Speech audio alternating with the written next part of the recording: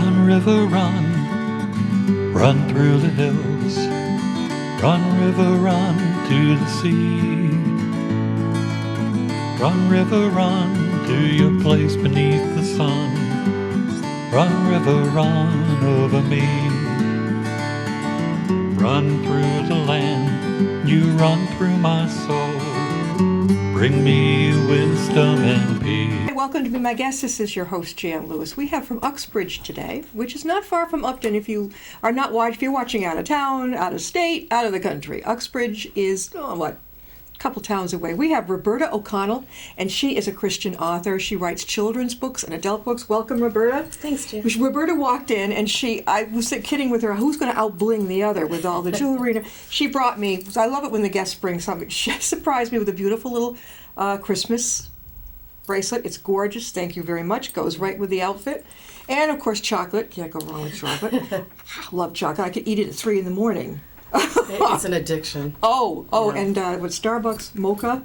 Yeah, no, can't do it. It's sugar. Well, you know what I did? I found out, I went to have my blood pressure done, and I didn't know. I'd had a Starbucks cold before I went, and I usually have low blood pressure. And I said, what's this all about? And when I said, gee, I just had a cup of coffee, they went, the caffeine. I didn't realize. This is all new to me. Yeah, the caffeine and the sugar will do that to you. Will do that? Will rise your blood pressure? Mm-hmm, mm-hmm. I used to have high blood pressure until I gave up the sugar. Oy, oy, oy. Yeah. Well, Roberta has brought in a lot of books that she's written, but we want to feature a lot about today. She's got a couple of them. Now, this one is called Sharon Rose, The Rose of Tralee. Tralee, yeah. Tralee. Mm-hmm. What made you write this one? That one was written by me and my mom. Your mom, too? Together. Yeah.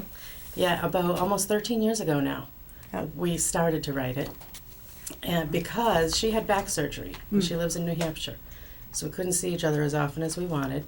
So we started, this is back before Facebook and live chat and all that, and texting. We started writing emails back and forth. And we're like, what can we do with these emails? It's getting boring, And so we decided, let's just try to start a story just for fun. I hadn't even been writing yet, And so I don't remember who started it. One of us, it's probably me, wrote the first line or two. Yeah. And that's all it started with. It was like a line or two. And then sent it to her. And then I said, see what you do with that. And then she added to it a couple of lines. Before we knew it, we were writing pages each and sending them back and forth. And 3 months later, we decided the story was done. And we just shelved it for years.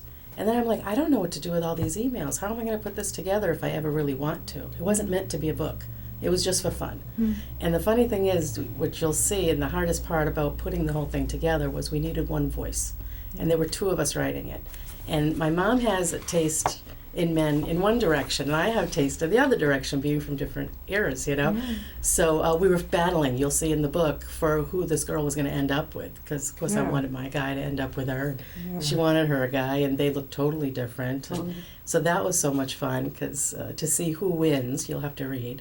Well, Roberta OConnell is Roberta who's with us, and your mom was Mary Bain Wojcik? Wojcik. Is she okay now after back surgery? Yeah, well, she's had hip surgery and knee surgery recently, which is why she couldn't even come to see us here today, but she also lives in New Hampshire. So what part of New Hampshire? She's in Goffstown, which is near Manchester. Goffstown is where I believe, I went to college at Plymouth State.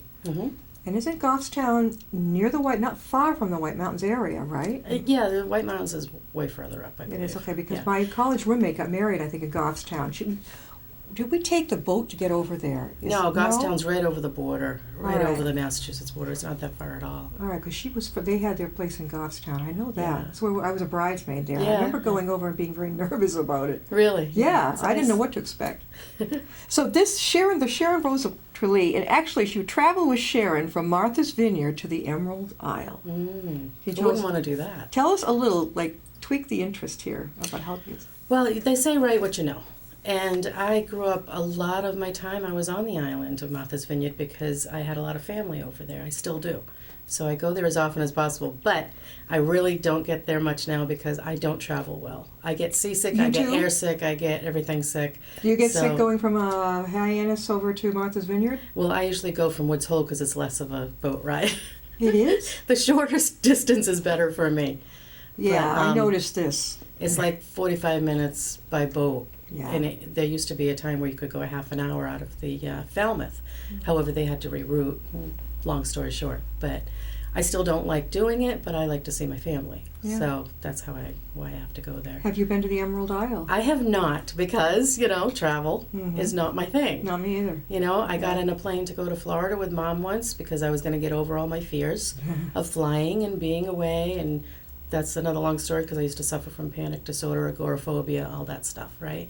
So going away from home was a big deal, and getting on a plane was a bigger deal. And not having my husband with me was huge. How did you manage? I prayed a lot, and I closed my eyes, and I sweated and had a full-blown panic attack in the plane. And we flew into Hurricane Charlie. So not a good first experience. No. And then on the way out, we flew through a thunderstorm and went in a nosedive, and we were crashing, and everybody was screaming on the plane. But I had my eyes closed, and I thought, oh, good, I'm not the only one that's afraid to fly. That's all I could think. I had no idea we were going down. So Why God was it going protected me down? from Why that was it- were they because we were in a bad storm. So he was trying to avoid it. And we were crashing, and he was trying to get us back up. Are you serious? You were in a plane that was almost going to ditch? Yeah. So you wonder why I don't like to travel. How did he pull it out? I mean, that's... I don't know. I didn't pay attention. All I know is that I made it through, and they gave me wings because I had Yeah. never flown, and I made it through. Have you been on it again since No, then? No. nope, not getting on that horse. How did your No. mother do? She probably... She's great. That was my father. She's Just- going like this while we're going down. They'll get us back up, and I'm got my eyes closed, going, "What is she talking about?" They'll get us back I had up. no clue. You're a brave girl. Thank God for that. Very brave. How long did it take you to write The Rose of Tralee? 3 months, but Months? months between us. Yeah. However, I had to keep rewriting it in different perspectives because it wasn't sounding right no matter what I did because there were two voices in there. There had to be one voice, and I didn't know who to write it from. Like I started, and I brought you something that nobody's ever seen. Let's see that. This is the original. This is the original That was Sharon Rose. Manuscript. The only Yeah. other one in existence, my mother has a copy, but this is the original. And this is kind of what it looks like. Wow. Because of all the rewrites. And there are several other of these that Yeah. I've written in notebooks over the years to try to make it right. But at first, I had written Look at this. by just a narrator Yeah. talking. But it wasn't personal enough. Yeah. I said, I need to get into her mind Yeah. to make this something I'd want to read because it was just so corny and boring to me. Sorry, Mom. It's got nothing to do with you.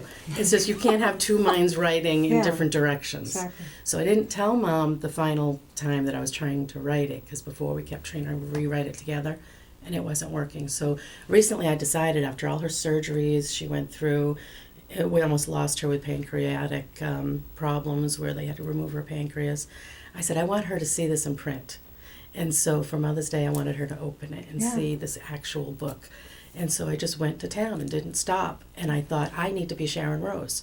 So I got in my head that I am Sharon Rose, and this is how she thinks and feels and acts and talks, and wrote it from her perspective. And it just made sense when I could get in and feel what she was feeling and use some of what I've been through to make her, so That's pretty... that's how we did it. So, all time, let's see, 3 months to get it down, but then how long before you really got it, you published it?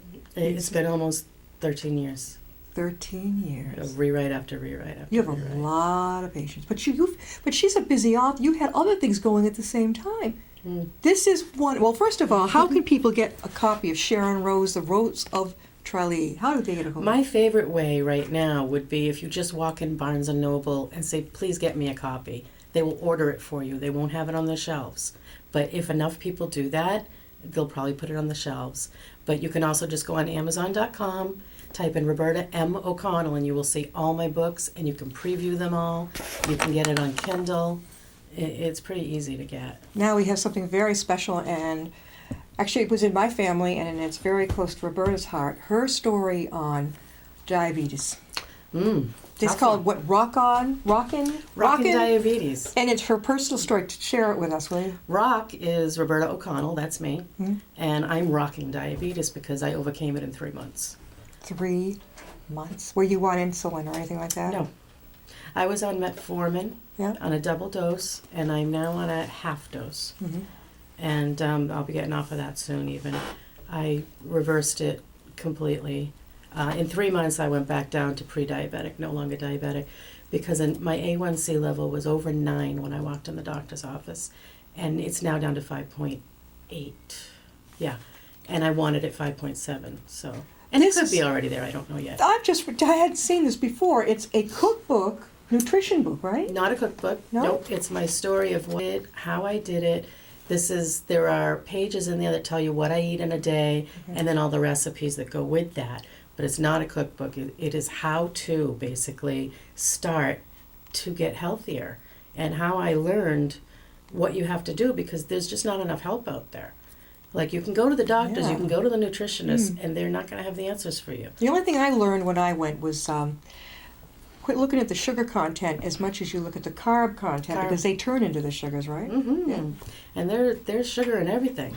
And there's carbs in everything. I mean, you wouldn't think that a carrot would be a problem, but a carrot has sugar in it, and a tomato has sugar in it. And you have to be really careful and know how to count those things, and when to eat them, and in what combination with other foods. And you have to, it's very personal.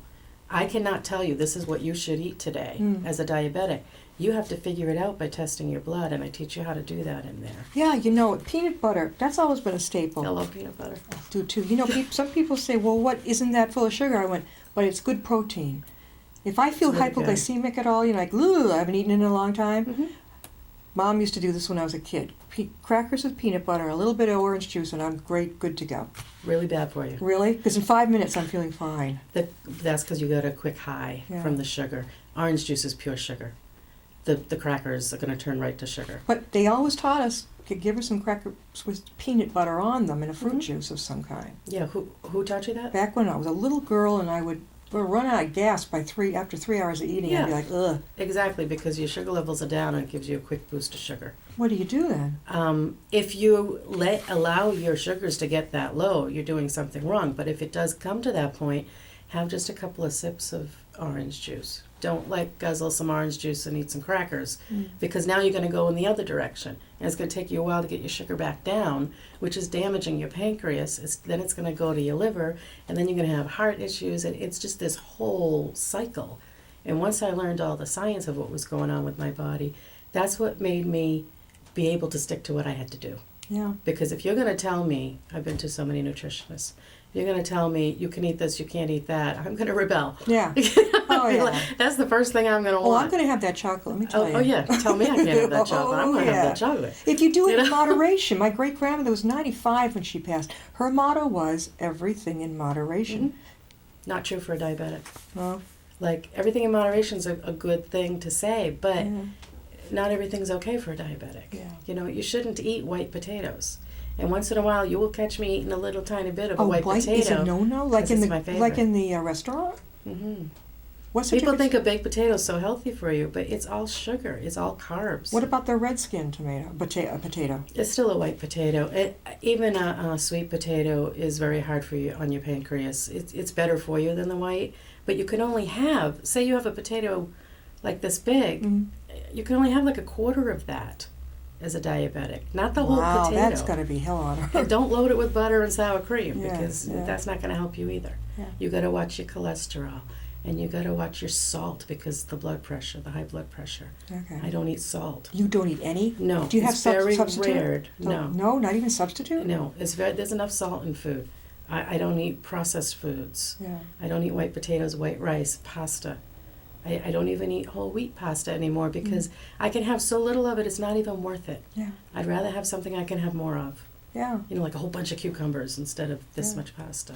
This book it's called Rockin' Diabetes, ROC-N Diabetes, short for Roberta M. OConnell. And my journey versus your journey, recipes and reality. And what made you finally decide that you didn't feel good and you needed to go to the doctor? What happened? Well, that's kind of a weird subject, but I was very sick, and I got an infection that I couldn't get rid of. And I went to the doctor, and I went to my other doctor, and I self-medicated, and nothing was helping over months. And I talked to my sister one day, who's a year older than me, and is insulin dependent. And I said, I cannot get rid of this infection. I'm so uncomfortable. I'm miserable. And she said, you might want to get tested for diabetes. That's how I found out I had diabetes. And she has it because she's insulin dependent. Yes. And I said, no, that can't be possible. It's got nothing to do with it, you know? Mm-hmm. And so I went back to the doctor. I said, do you think you can test me for diabetes? And they looked at me with cross-eyed Yeah. because it wasn't anything to do with how I was feeling. They said, sure, yeah. And then they called me up and like it was the best news ever. They were telling me, hey, guess what? You were right. Yeah. You have diabetes. Exactly. And I went into instant depression Yeah. because I knew what that meant for me, you know, from seeing it in my family. My mom has it, my sister has it. It's not a good thing. No, it does tend to run in families.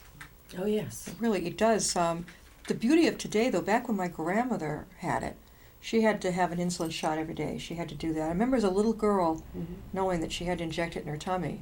By the time my mother found she had very mild, I mean, hers was, she could control it by diet alone. And she was very physical, always running lots of energy, so she had no problem with it. And then when I was little, I tended to be the opposite. Yeah, I could run out of steam. You know, I'd feel like a little hypoglycemic if I didn't eat enough. So mine became like the opposite reaction, which was very interesting. Low blood sugar. Low, a little bit on the low side. It was almost like a moving target. I remember those tests. Was it a 6-hour glucose tolerance test when I was a little girl? Really? Oh yeah, you went in fasting. I was scared out of my mind. You drank the junk. It's easy these days. It's what, 2 or 3 hours, but and then they kept taking samples all the time, and there's nothing to be frightened of. But I was. It's not fun. No. I want to see. Read. Can you read something? Yeah, from it? I wanted to read something to you because Did you got the pictures in it yourself, right? I did all the pictures and show you. I hope you're doing presentations at. This is my before and after. Can you zero in this, Can you Paul? see this one? This is pretty amazing. Get as close as you can. Her before and after. You would know it was the same person. This is before, up And of top. course, I'm eating in the before picture. How much did you weigh at that point? I've lost from that point 55 pounds. And then now? 45 since I was diagnosed in Gorgeous. the end of January. I mean, you look like a kid. I compare. It's amazing what weight will do. Yeah. Do you feel good? It's so much better. It's not funny. Yeah. I mean, you can eat things like this. Who doesn't want to eat that? Oh, I mean, even the stuffing. oh yeah. But you have to do it right. Yeah. And I give you the recipe for that. Yeah. And then this.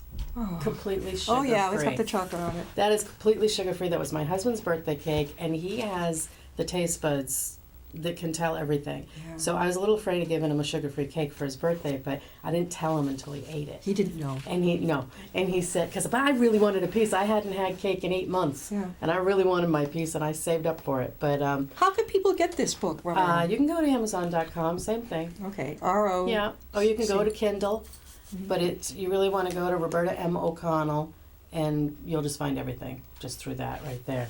But I had on, this I wanted to read. I went in to learn how to test my blood at my doctor's office, which was frightening, and I was still in my depression mode and crying through everything where I couldn't even see what she was doing. And so the girl with the blood tester, who couldn't have been sweeter or more understanding, carefully took out the fancy glucose meter, some strips, and The little stick thing, right? needles. Yeah, yeah. God knows how much I hate needles. She was sweet and kind and caring as I watched and listened. She came over and tested my blood as I cried. And I'm going to cry just thinking about that moment because it was so hard. So terrified of the pain and what the meter would read. Do I really have to do this? Can I be done now? Can someone order a pizza? I mean, that's where I was. And to this day, I still want that pizza, but I found a way that I can have some. Yeah. But yeah, I mean, there's some jokes in here. There's lots of yummy food to eat that nothing you would ever eat if you didn't have to. Yeah. Really, I've had to come up with some things to make me want to eat it. Yeah. Because I was the queen of lasagna and mashed potatoes and gravy. Did you grow up with those foods? I grew up. My grandfather owned a restaurant, Uh-huh. and he was very, very good cook, and Mom was a very good cook. Is still a very good cook. In fact, Thanksgiving, Mom made her gravy with the butter and the milk, and Really? just not the way I eat or cook, and I could have drank it. It was so good. Yeah. And I'm like, I have my little tiny teaspoon of it, and Yeah. yeah. So yeah, I grew up with really good food. How long did it take you to put the book together? The diabetes book. I had to do it fast. I don't know how long it took because once people found out that I had diabetes and saw what I did with it, people came out of the woodwork that I had no idea were diabetic, and they said, "How did you do it? I need to know." And I said, "I'm going to have to write it down because it's just too complicated for me to just say it." So I wrote it down as fast as I could for them. And there's a picture of her and her husband, Dave. Uh-huh. Dave has probably been a real trooper with you on this, right? Yeah. That and menopause and everything. Oh, yeah. Well, there's a thing I think called menopause, too. Oh, I think they have a so little, too, yeah. but- I think, It's really hard to be in the body that's suffering with all these things. Yeah. But I can't imagine what it's like to be outside the body and have to deal with those things too. Yeah. You know, somebody else. But they can run away from me. I still have to deal with it. you have to live with you. Yeah. Yes, I know. The big joke about in the middle of the night, throw off covers, put the covers back Oh, on, yeah. throw off the covers. Run put in the it- snowbank. You know. My mother used to have a fan in the kitchen. She would literally, for years, run in front of it, open her shirt, and be beet red. But it was beyond that. It was depression and it was anger and out of control. And I'm like, who is this person? Yeah. I was Sybil. Yeah. I'm like, please take her away. Thank God she's left for good. I hope. Are you doing some presentations? There are plenty of places that could use you here. Well, it's funny because when my doctor saw it, and you know, there's so much need right now, he wants his dietitians to start giving it to the patients. Yes. So he's like, you're a success story. And I'm like, well, Yeah. you know, I had a lot of help. But There's a lot of places that if you did presentations, not just about, it would be even the American Heart Associations locally, the different, even over at Milford Hospital. We'll talk about this later because I'm on the auxiliary over there. oh, We need to get you notified because this Okay. is fantastic. yeah, it will definitely change your life if you Yeah. do it. All right, now we have some other books. Let me tell you, this is a ton of stuff. Now let's get to the children's ones before we forget. And those have all been published since 2008. You've been a busy girl. Yeah. This is The Adventures of April Rose. I know my ABC. Mhm. And, did you do all the was that in pen or marker? That's Magic Marker. Magic. It was just so fun. It was just something fun You're an for me artist to too. do. It's just things I enjoy doing, you know. Do you take these to the book fairs? You know, I just started promoting myself this year. I've just been writing, and that's what I love to do is write. I'm not used to going out and having to talk about it all. You know, I just You'd be natural. You have no problem. Absolutely not. I'm not shy anymore. No. I was when I was a kid. G is for goat, Desperately. whose name is Billy, and this is a perfect. I've got a little 4-year-old It's all in rhyme. granddaughter. Yeah, she'd love. Yeah. God. And then she has another children's book, The Adventures of April Rose, and this is the Christmas present. This is timely. Yes, it starts with her making her Christmas list and having it be all about the gifts she's going to get. And then she finds the true meaning of Christmas in there. And she finds this homeless man and wants to help him. And her life has just changed forever. Okay, now, the Dear Diary, My Life in Rhyme. What's this one? Okay, well, there's a picture of me as a clown on the front because my husband and I are clowns. We go to clown college. Yes, there is such a thing. I know, I've heard of it. Really, you did? Yes. And we're doing it because we want to learn how to go see the kids in the hospitals, you know, and cheer them up. Are you going over locally? And We're still training. you're still We're children still training. training. We go to college in January. It's once a year. 4 years you're a master clown, which cracks me up. But And you can't it's go just out till fun. then, really? Oh, you can. You can. But, you know, for the reason we're doing it isn't to go out and just be clowns at parties. It's to help kids. you Oh, know. yeah, definitely. So that's what we're studying. Is that your cat there lying there? That's one of my cats, and it just says, relax, chill out, enjoy. Don't you love it? Like our boy cat gets flat on his back, and no inhibitions whatsoever, just lays there. Yeah. Yeah, Hobo's like that. I have two, Hobo and Peanut. We do. And that book is like that. This is Hobo and Peanut. Oh yeah, with all the kitties. Oh yeah. I put it in the kids' book because the kids love to see the kitties, Yep. you know. Yeah. They hear about them, they want to know about them, you know. But this Dear Diary has the clown on it telling Yeah. you to be calm, and it's My Life in Rhyme because this is the one that talks about the menopause. And one of my poems in here is called I Know Rage. And so that tells you where I was at, you know, and it's scary stuff, but To my- it might make you laugh. To my king. Now this is the really That's another poetry book that came to me in a dream. Mhm. And Jesus was like showing me that I needed to write that. And what I saw in the dream was this flower on a table.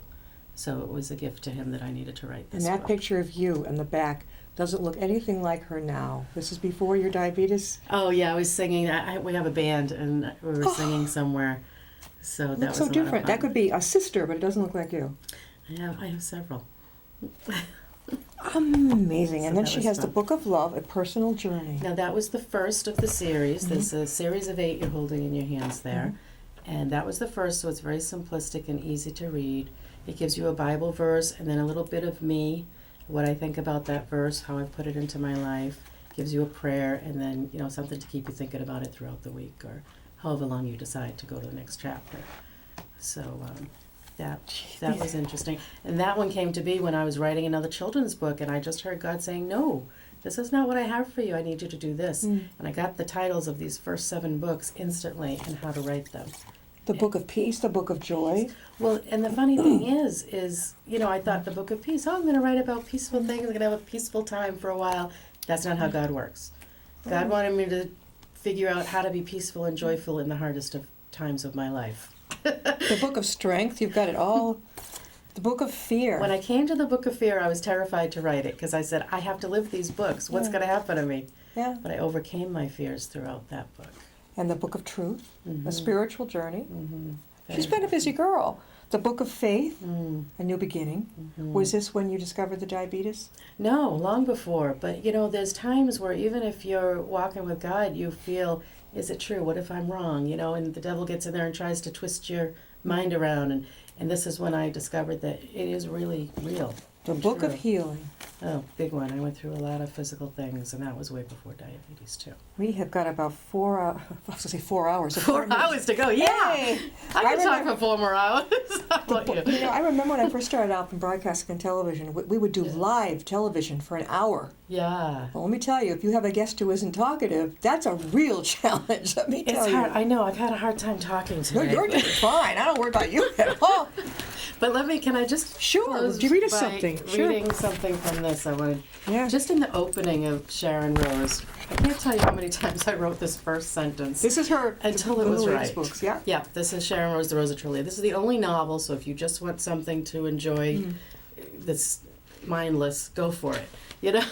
I stood on the deck of the Islander, wind blowing through my hair and thoughts racing through my crowded mind. Although I had taken this journey many times in my life, this time was very different.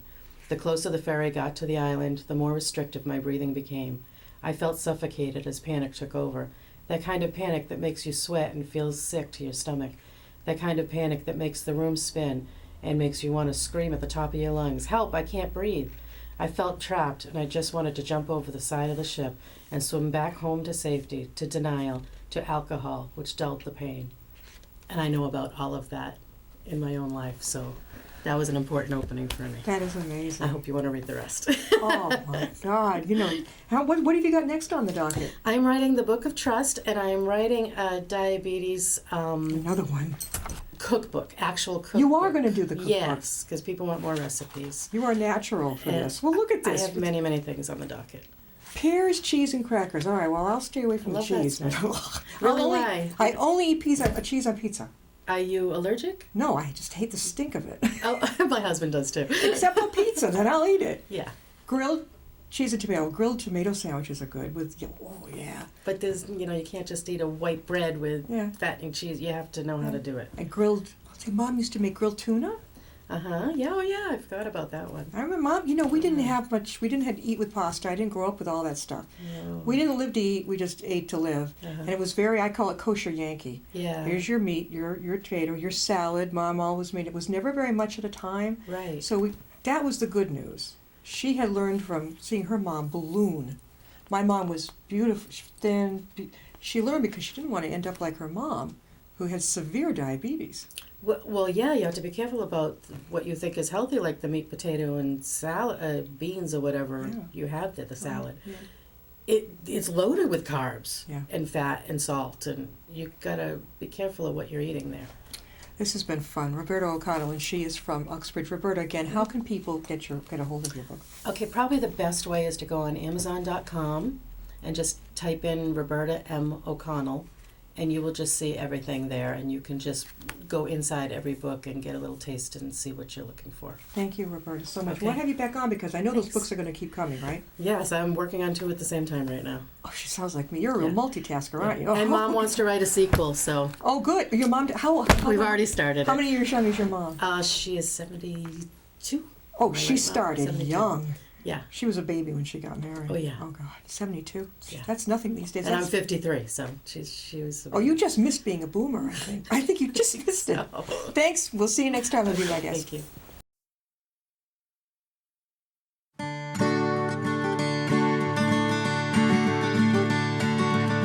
Run, river, run, run through the hills. Run, river, run to the sea. Run, river, run to your place beneath the sun. Run, river, run over me. Run through the land, you run through my soul.